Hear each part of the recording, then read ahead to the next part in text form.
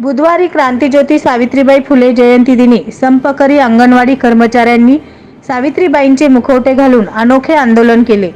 शहर व जिल्ह्यातून 2000हून अधिक अंगणवाडी सेविका मदतनीस मागील महिनाभरापासून आंदोलन करत असून बुधवारी डॉक्टर निर्मलकुमार फडकुले सभागृह परिसरात आम्ही साऱ्या सावित्री म्हणत आवाज बुलंद केला। दररोज विविध रूपांमध्ये आंदोलन। डिसेंबर पासून अंगणवाडी कर्मचाऱ्यांचे काम बंद सुरूच आहे।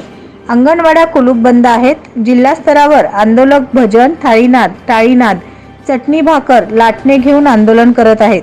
महाराष्ट्र राज्य अंगणवाडी कर्मचारी संघाचे कार्याध्यक्ष सूर्यमणी गायकवाड यांनी या आंदोलनाचे नेतृत्व केले। काँग्रेसच्या आमदार प्रणिती शिंदे यांनी सहभाग घेऊन आंदोलनाला पाठिंबा दिला। यावेळी दत्ता गायकवाड, MR कांबळे आदी उपस्थित होते। नवनवीन बातम्या पाहण्यासाठी SB न्यूज चॅनलला लाईक करा, शेअर करा, सबस्क्राइब करा।